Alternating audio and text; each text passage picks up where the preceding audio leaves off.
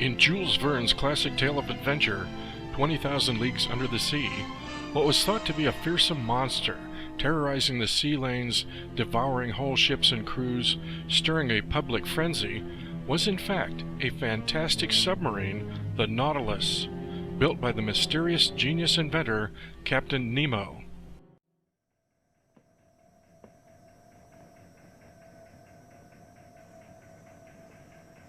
Stand by engines. Off ahead.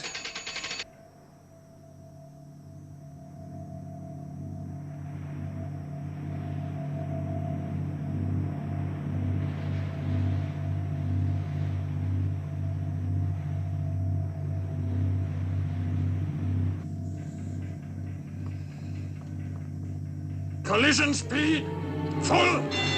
Collision speed full.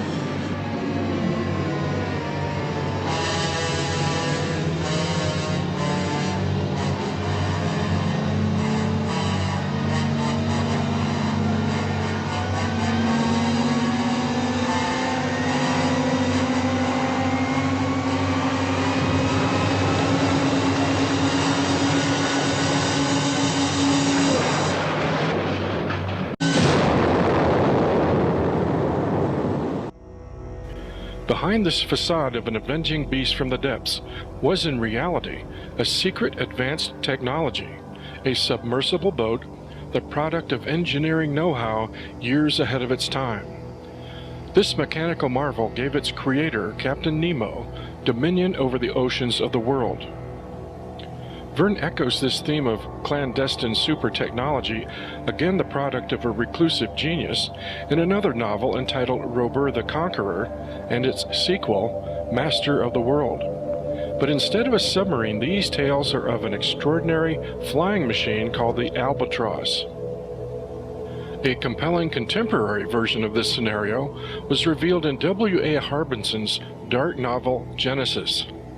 Only in this tale, flying saucers are the instruments of twisted genius. Published in 1980, this book tells of a brilliant scientist and aeronautical dominion with flying discs masquerading as UFOs piloted by aliens from space. Having mastered techniques in biomechanics, DNA replication, and brain implants, as well as anti-gravity propulsion, he systematically abducts people of influence in government, industry, science, and the military, turning them into living robots, mindless drones to serve his one world order empire. Based on research into secret Nazi weapons projects, Harbinson's novel explores the possibility that UFOs, flying saucers, may not be alien spaceships after all, but the super-secret military technology of planet Earth. In his book, Harbinson reveals an extensive appendix of data that supports this theory. Some of his revelations are startling, and with this video essay, we intend to examine his findings as well as additional information that reconsiders the origins of UFOs.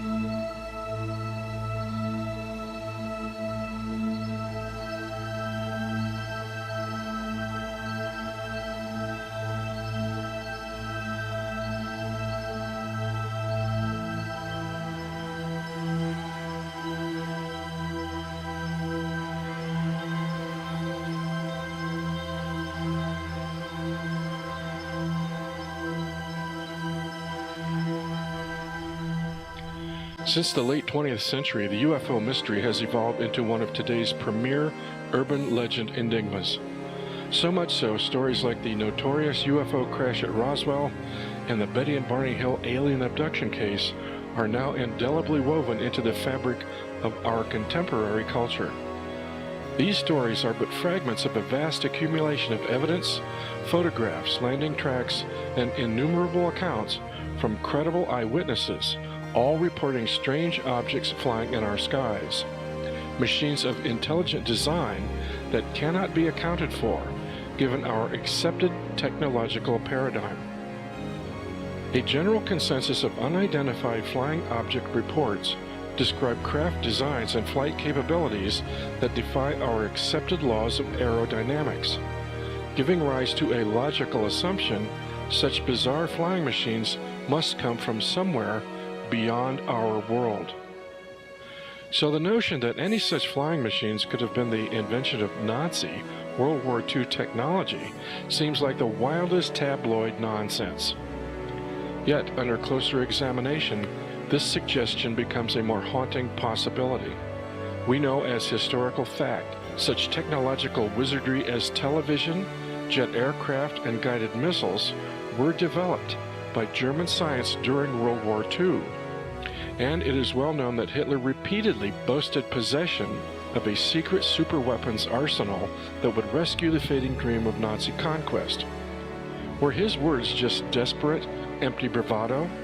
Is it possible that flying saucers were an integral part of this weaponry? The real truth is difficult to ascertain, yet a tantalizing trail of clues and conjectures beckons investigation into the myth of German saucers.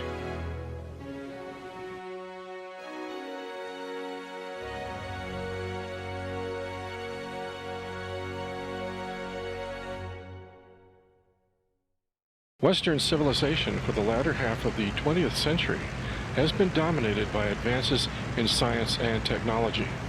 Most of these wonders of scientific ingenuity existed behind closed doors long before their common acceptance by the public at large. Antibiotics were discovered in 1910, but not applied until 1940. The physics for using the atom as a source of energy was understood as scientific fact as early as 1919. But to the public, such technology was pure science fiction until August 6, 1945, when the first atomic bomb was dropped on Hiroshima, Japan.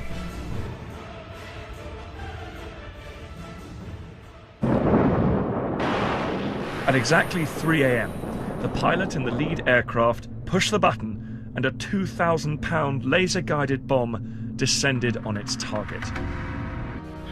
Television-guided smart bombs used in the 1991 Gulf War against Iraq were a technological advancement developed by Germany in World War II. In fact, the first television transmission of the 1936 Olympic Games in Berlin showcased yet another marvel of German scientific genius. But by 1944, despite such extraordinary technical genius, the German war machine was failing. Cities, factories, oil dumps, railways, and shipyards were being pummeled mercilessly by Allied bombers. In November of that year, debriefed Allied bomber crews began reporting strange balls of glowing light that seemed to follow their planes. Somehow intelligently guided, these lights would ascend from the ground and meet the approaching bombers. Close proximity to these objects caused reported engine malfunction, and some bombers allegedly crashed as a result of this effect.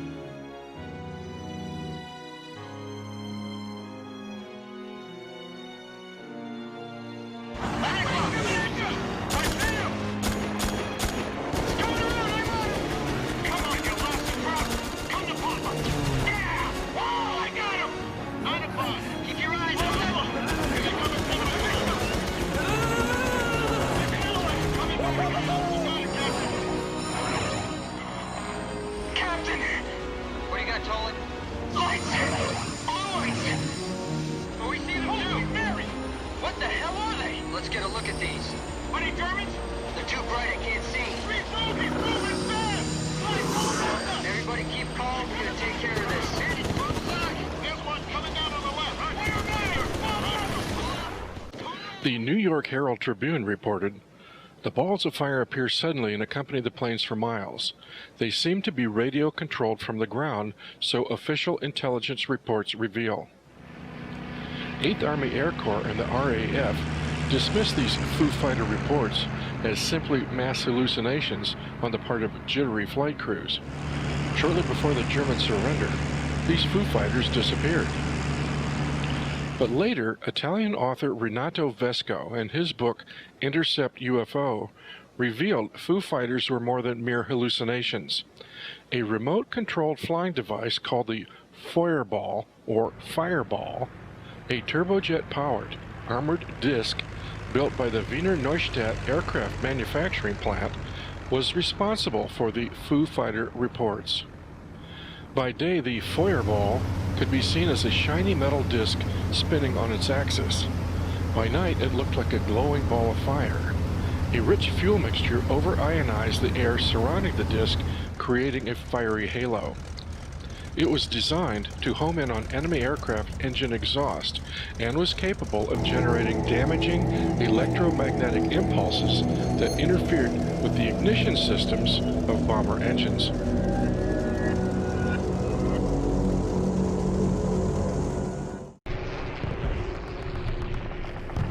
As the war progressed, London, England was pounded relentlessly by V-1 and V-2 rockets. Test flown in June of 1942, and by August of 1943, he had constructed a larger specimen of his original disc.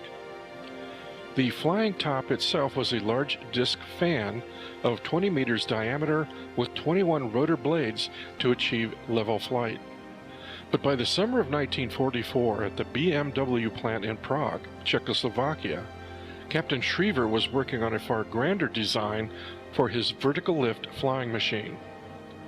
Collaborating with two other German engineers on this project, Drs. Habermohl and Mita, as well as an Italian physicist, Dr. Belluzzo, these men designed a flying disc 138 feet in diameter that could reach 40,000 feet in altitude and was capable of over 1,200 miles per hour horizontal flight speed.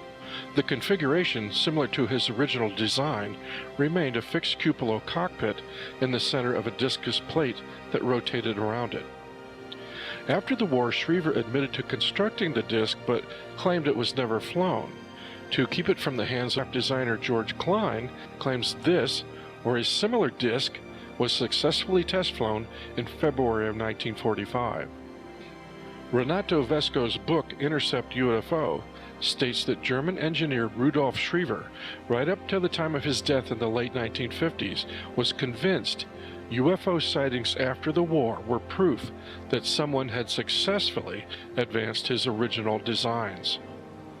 A postscript to Schriever's flying top story is revealed in the book Clear Intent, an investigative UFO study by Lawrence Fawcett and Barry Greenwood.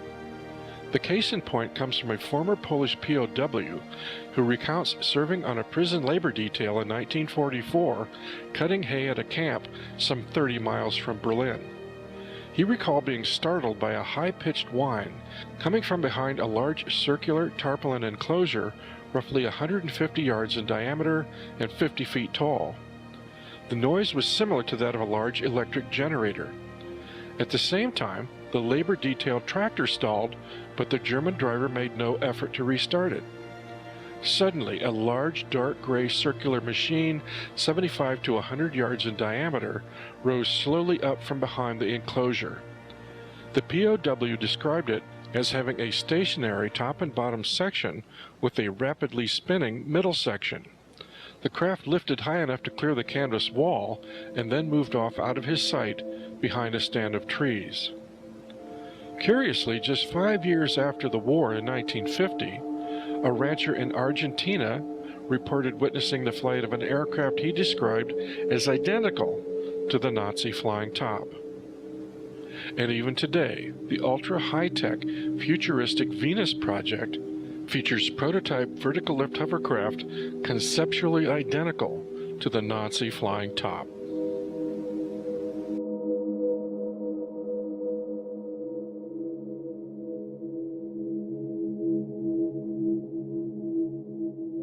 To serve the Nazi quest for alternative energy sources, Schauberger was coerced to put his theories to use.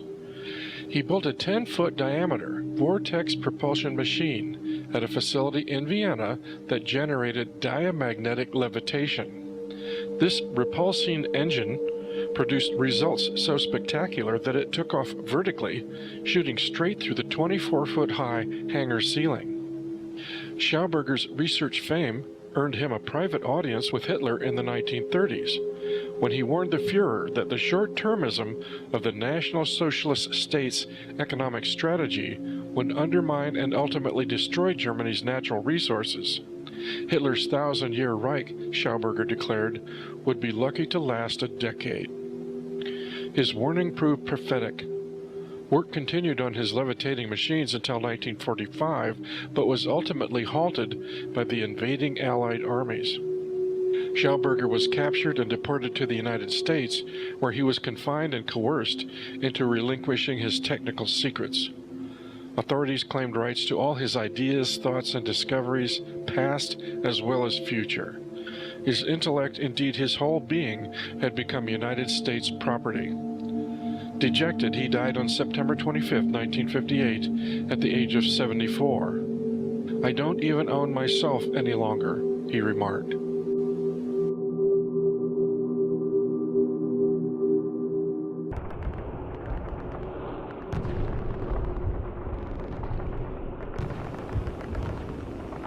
Finally, in Germany, for the British Ministry of Aircraft Production stated, "I have seen enough of their designs and production plans to realize that if they had managed to prolong the war some months longer, we would have been confronted with a set of entirely new and deadly developments in air warfare." Later in 1956, United States Air Force Captain Edward J. Ruppelt, head of Project Blue Book, stated, "When World War II ended, the Germans had several radical types of aircraft and guided missiles under development. The majority of these were in the most preliminary stages, but they were the only known aircraft that could even approach the performances of the objects reported by UFO observers." American, British, and Soviet technical intelligence experts picked the bones of the Nazi war machine. Personnel and material claimed that a top-secret division within the Nazi SS, called SSE-4, had successfully developed anti-gravity saucer propulsion systems.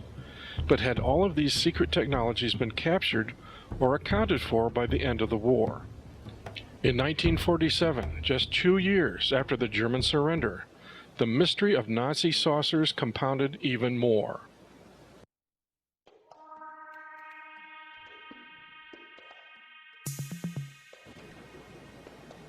According to W.A. Harbinson's research, only 2 months after the German surrender, captured U-boat crews under interrogation by United States Navy authorities revealed Nazi submarines had been delivering components, material, and members of the Project Saucer research team to a secret underground stronghold in the Antarctic.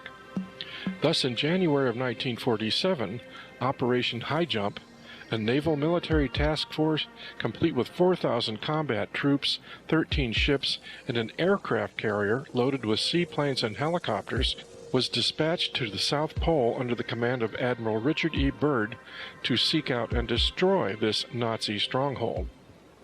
But despite preparations for an 8-month polar stay, Byrd withdrew his combat group after only 8 weeks, having been allegedly repelled by Nazi fighter aircraft able to fly from one pole to the other with incredible speed.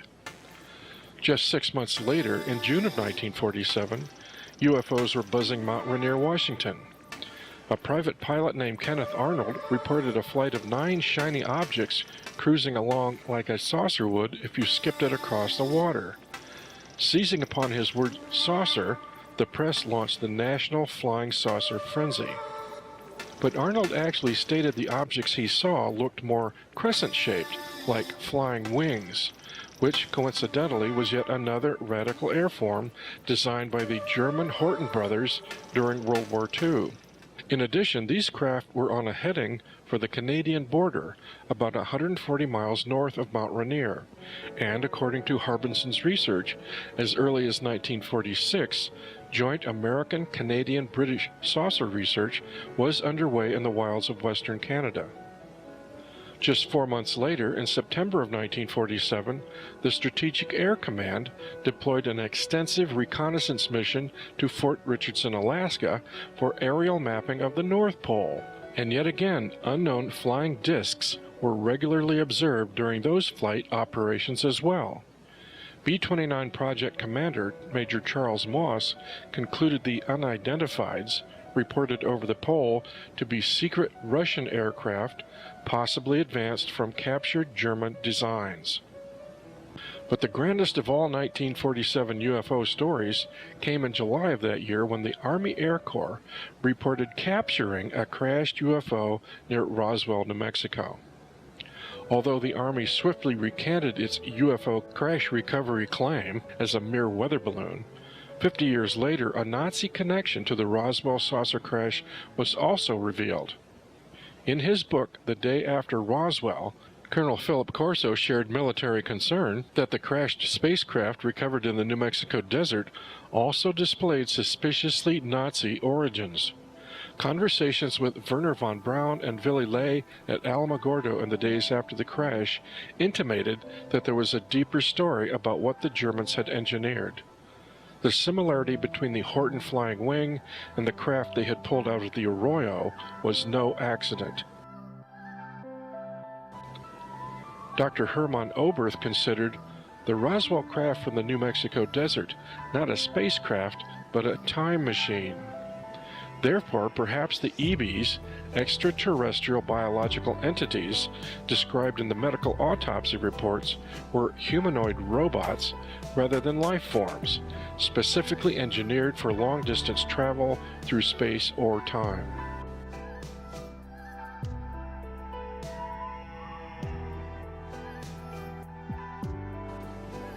UFOs Reconsidered.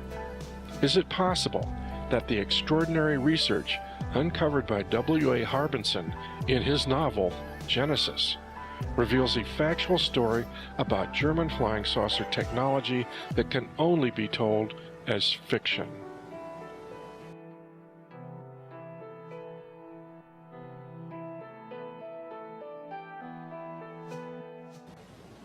Of course, this line of research is not to dismiss the UFO phenomenon as being the exclusive product of Earth technology. The unknowns reported flying in our skies could be both terrestrial as well as extraterrestrial. How would the average layman in the street know the difference? But for serious Pentagon defense planners, UFOs presented a threefold strategic problem. That highly advanced foreign aircraft were being flown over our most sensitive military installations by communist Soviet military, independent post-war Nazi elites, or extraterrestrials. This left the American defense establishment facing a tactical disadvantage of greater proportion than the Japanese sneak attack on Pearl Harbor just 6 years earlier. To cope with such a potential military threat required extending and expanding the Manhattan Atomic Bomb Project into a top priority research effort to investigate, emulate, and if possible, surpass the flight performance of such unidentified aircraft as quickly and secretly as possible. Assuming the physics involved with saucer propulsion are based on universal principles, technologies we are just now mastering could have been discovered and harnessed by any number of alien races eons ago. Accounts of UFOs date back to antiquity, a phenomenon as old as mankind itself. Mastery of anti-gravity technology could, as Albert Einstein suggested, accommodate interstellar travel by generating electromagnetic fields that are freed from the bounds of time and space as well as gravity, thus rendering travel of fantastic distances between inhabited star systems no more extraordinary than a jaunt to the corner grocery. Also, there are those who suggest that terrestrial UFO projects are alien-sponsored, that extraterrestrials, for whatever reasons, have made covert treaties with Earth governments offering technical assistance to competing world powers. In fact, some argue Nazi Project Saucer came from just such a pact.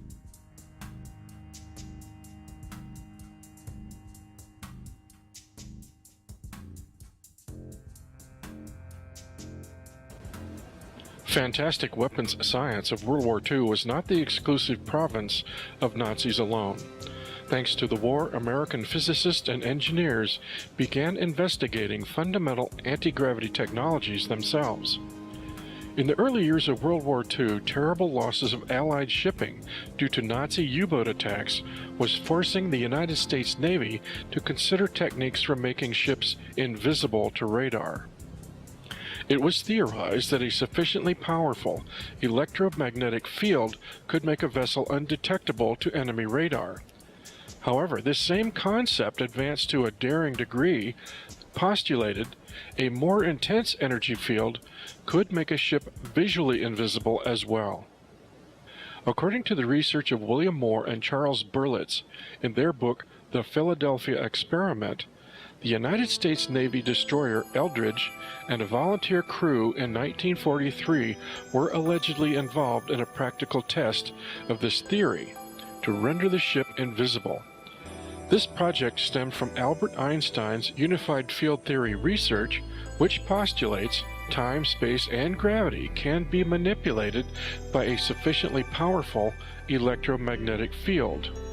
And during 1943, Einstein was briefly employed by the United States Navy Department to determine the ideal airform for the application of electromagnetic resonance propulsion would be an oblate spheroid. In other words, a flying saucer.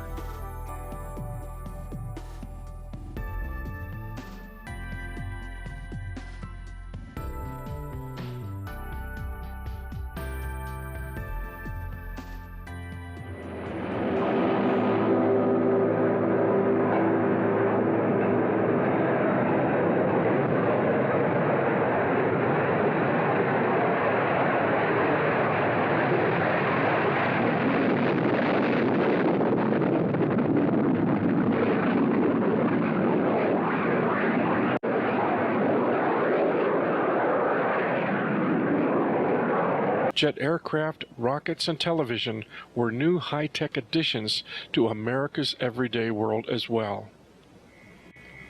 And flying saucers were an integral part of fabulous 50s culture. A California man named George Adamski claimed to be entertaining visitors from Venus. He shared books, photographs, and home movies of his flying saucer adventures that fanned the fires of the popular UFO craze. Hollywood capitalized on the flying saucer mania as well by serving up pot-boiler movies filled with grotesque aliens invading from space. And concurrent with tabloid and cinema exploitation was the perpetual propaganda theme that no agency of this earth could possibly produce flying saucer technology. But was such propaganda a clever diversion from the fact that flying saucer propulsion was now within the grasp of practical science? In 1953, physicist T. Townsend Brown was demonstrating anti-gravity flying saucers in his own science lab. The flight of tethered disc-shaped airfoils 2 feet in diameter around a 20-foot diameter course produced an observable speed of an amazing 17 feet per second, about 12 miles an hour. The disc-shaped airfoils emitted a slight hum and a bluish electrical glow. At a later demonstration, Brown exhibited a set of discs 3 feet across, flying a 50-foot diameter course with results so spectacular that they were immediately classified.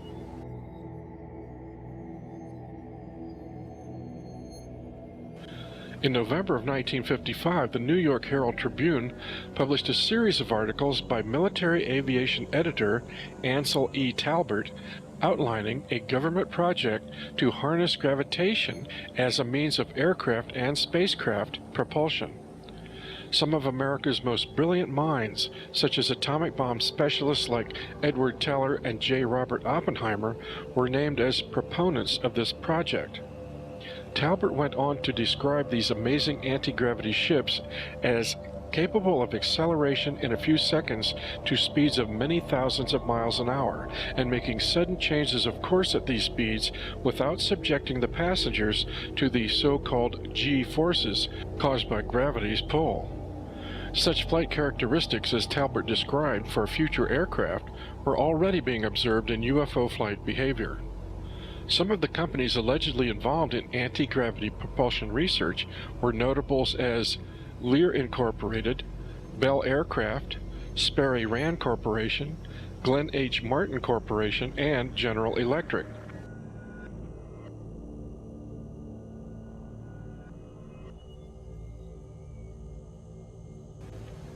According to researcher Stan Deyo, a technical paper published in December of 1956 by Gravity Rand Limited of London, entitled The Gravitics Situation, bluntly stated mankind had already developed anti-gravity propulsion based on the research of T. Townsend Brown. A program in hand may now ensure that development of large-sized disks will be continued. This is backed by the United States government. Already companies are specializing in evolution of particular components of an electrogravitics disk. This implies that the science is in the same state as the ICBM, namely that no new breakthroughs are needed, only intensive development engineering. In 1956, Hollywood showcased anti-gravity propulsion in the MGM science fiction thriller Forbidden Planet, a film featuring future Earth humans rather than aliens piloting flying saucers into deep space. In fact, this film actually offered a glimpse of the sleek space cruiser's electromagnetic engine coil. Public disclosure of fantastic new propulsion technologies seemed imminent. By 1959, the United States Air Force unveiled its own sleek, Hollywood-style flying saucer called the Avro Disc, destined to make all other forms of supersonic aircraft obsolete. But in public demonstrations, the Avro Disc bobbled and wobbled, barely lifting off the runway. Were government saucer projects just a pipe dream or a smokescreen? Following the Avro Disc's embarrassing failure, flying saucer research was sternly denounced as an unfeasible and unwarranted waste of taxpayers' money. By December of 1961, the Air Force officially withdrew all participation in the Avro project, and the hapless contraption was relegated to the Air Force Museum at Fort Eustis, Virginia, worthy of only collecting dust, and certainly no match for the awesome spectacle of rocketry the world would experience for the next 3 decades.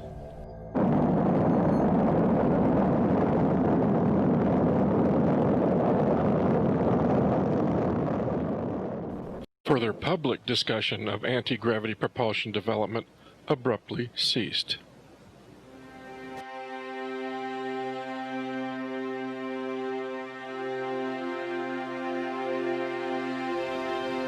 The 1960s found the United States and the Soviet Union locked in a Cold War race to build superior missile arsenals.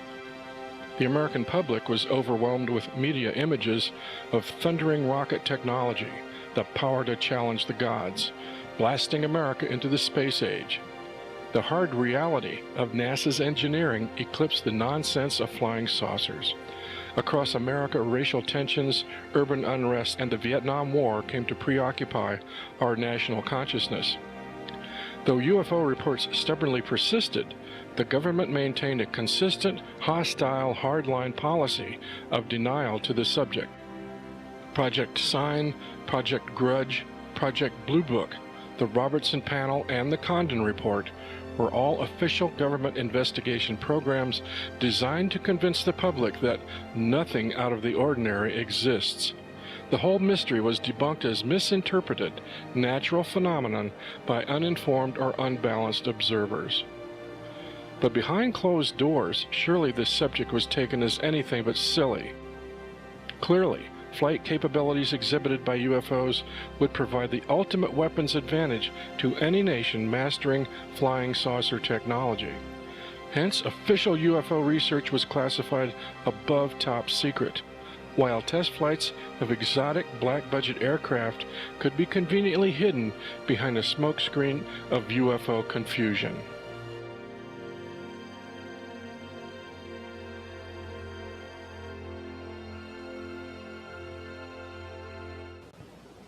Practical examples of black budget research and development revealed over time to the public have been the U-2 and SR-71 Blackbird high-altitude spy planes, as well as the F-117 stealth fighter and the B-2 stealth bomber.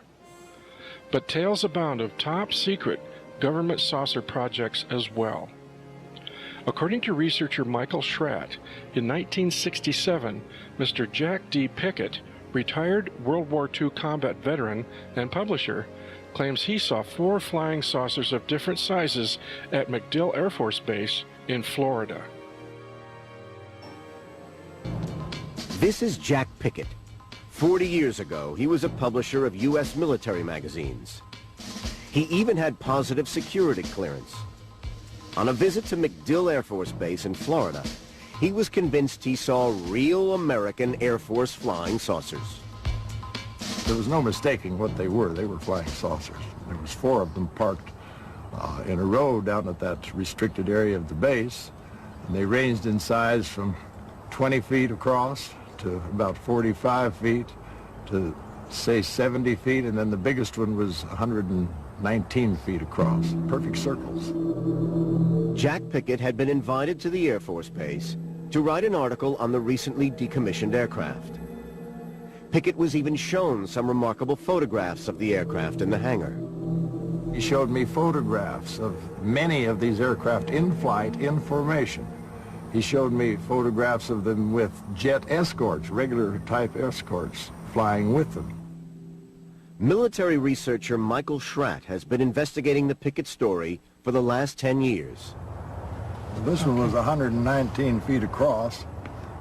Schratt has worked closely with Pickett to produce a series of photo reconstructions of the experimental aircraft which Pickett saw. What Pickett was shown seemed incredible, but he was assured that indeed these were real experimental flying saucers, and this was the evidence that they had actually flown.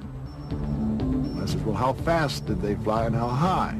He says, well, we achieved space flight with them.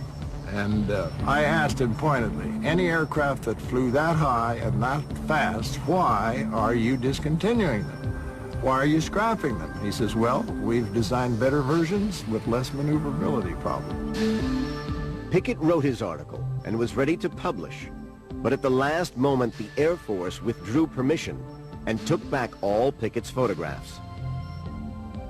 He stands by his story and remains convinced of what he saw. Well, I saw the photographs of them in flight. I walked up and touched the actual aircraft themselves. I really examined them, and it was, no question about it, it was a remarkable aircraft, and it looked just exactly like what flying saucers are supposed to look like. In between... Michael Schratt is convinced by all the evidence that indeed Jack Pickett's story is true.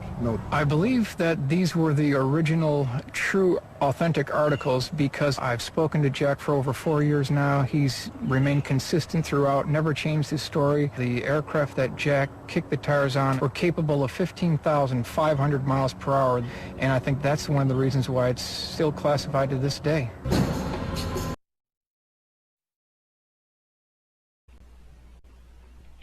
North of Las Vegas, Nevada, on the Nellis Air Force Base test range in the Groom Mountains, is the location of the famed Area 51. Over the last 3 decades, this base has become legendary as the home to our military's most highly guarded aircraft.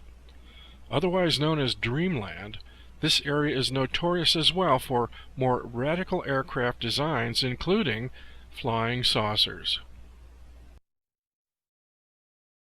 If alien technology has been recovered by the government, it could represent the ultimate weapons system, a system that no government would want to see in the hands of another.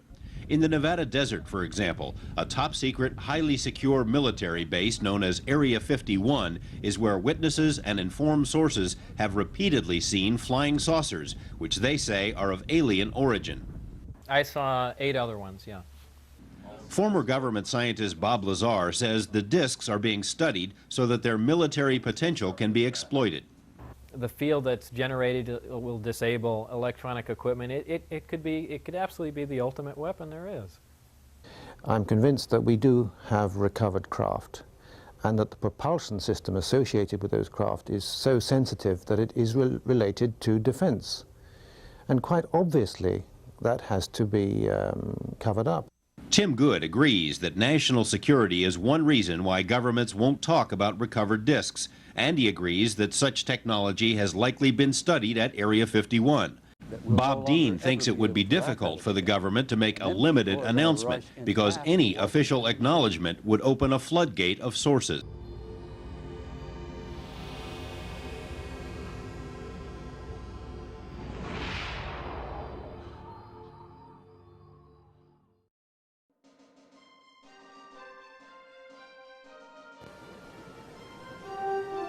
Area 51's Lockheed Skunk Works is the home to classified aircraft such as the F-117 stealth fighter. Former Skunk Works director, Ben Rich, seemed quite at home with the idea of exotic UFO technologies and publicly admitted as much. We now have the technology to take ET home. No, it won't take someone's lifetime to do it. We now have the capability to travel to the stars. First, you have to understand that we will not get to the stars using chemical propulsion. As well, Rich emphasized, all points in space-time are connected. Having served as director from 1975 to 1991, Rich is also quoted as saying, "Anything you can imagine, we already know how to do." As well, Director Ben Rich candidly admitted alien collusion with some of our aerospace engineering success. There are two types of UFOs, the ones we build and the ones they build. We learned from both crash retrievals and actual hand-me-downs. Nearly all biomorphic arrows tracked to NASA as well, addressing an audience of astrophysicists, astronomers, and engineers at a University of Arizona symposium, candidly admitted obsolete rocket science has been replaced with modified field propulsion, anti-gravity, matter-antimatter conversion, exotic field tension, time travel, and transluminal flight, faster than light travel. Later in 1990, the respected Aviation Week and Space Technology magazine confirmed development of exotic top-secret flight machines. In two feature articles, the lid was ever so slightly lifted on super-classified projects underway at Nellis Air Force Base in Nevada and Edwards Air Force Base in California. Both bases have been home to classified vehicles for decades. The number and sophistication of new aircraft appear to have increased sharply over the last 10 years.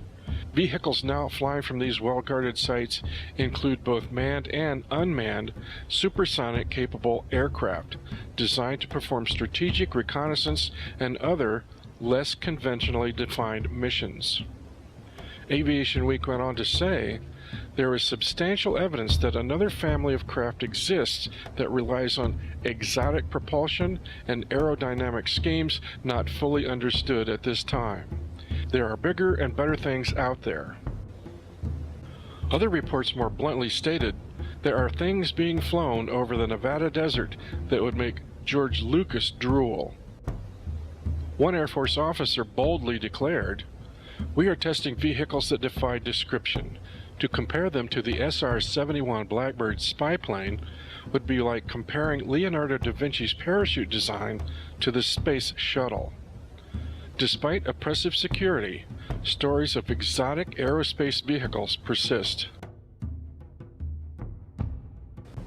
In 2001, whistleblower Gary McKinnon, a British citizen and computer genius, claimed to have hacked into 53 United States government agency computer systems, including the United States Space Command Network, where he found evidence of an off-planet military mission.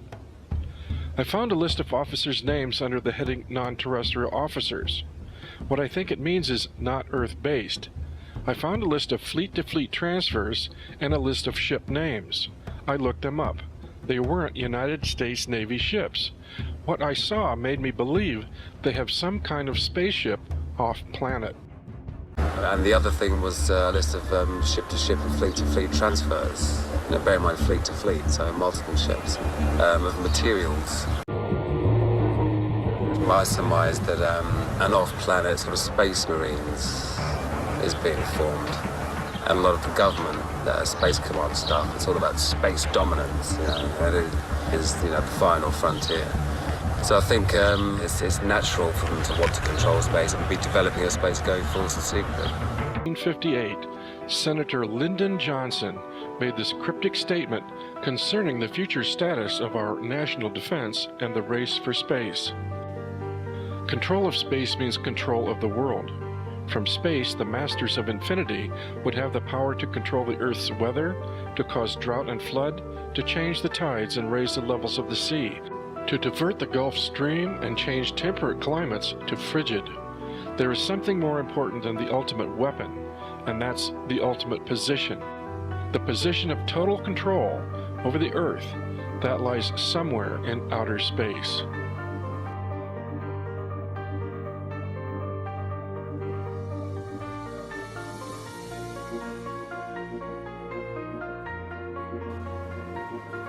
Is UFO propulsion really as far beyond human reach as we've been led to believe?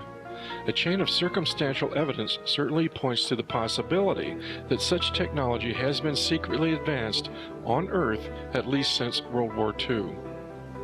Evidence further suggests that even now, this technology continues to be developed behind closed doors. Black world projects protected from public scrutiny behind the cloak of national security, financed by black budgets, likely provide necessary support for these activities. Secrecy and a careful program of disinformation keeps the population at large ignorant of the true nature of these projects.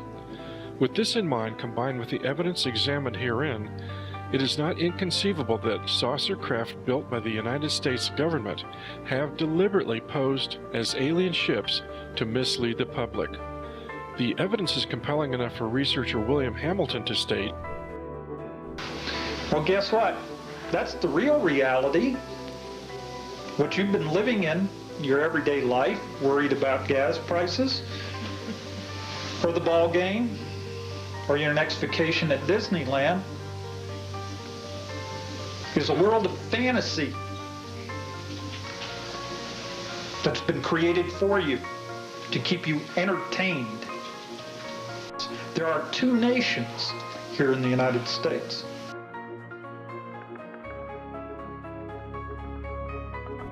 Researcher, author, and UFO disclosure advocate Richard Dolan states, the basic idea of the breakaway civilization is simply that you have a secret group, a classified group of people with access to radically advanced technology, radically advanced science, and they just don't share it with the rest of the world. One scientific breakthrough leads to another, and that leads to another, and so on. So the next thing you know, you have a separate group of humanity that is vastly far beyond the rest of the world. I should think that members of the breakaway civilization might despair of ever educating the rest of humanity on what is going on. Their own reality is probably so far beyond our own, they may rightfully ask, how can they bring us up to speed without causing a worldwide psychological meltdown?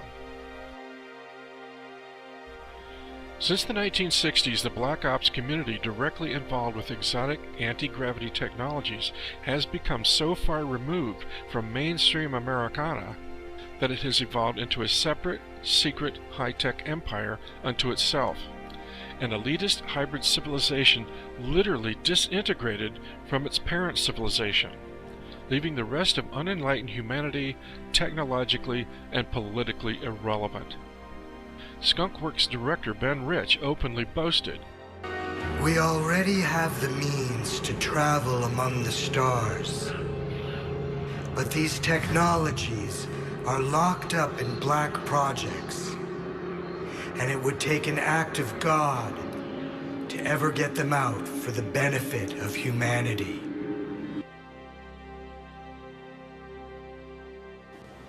This arrogant declaration begs the question, if these technologies don't benefit humanity, just who do they benefit? Is a secret space fleet the ultimate protection of the human race or the ultimate threat? Just as W.A. Harbinson's cautionary novel, Genesis, warned, Since World War II, advanced secret UFO technologies have been sequestered with the intent of serving a malevolent agenda for complete global domination.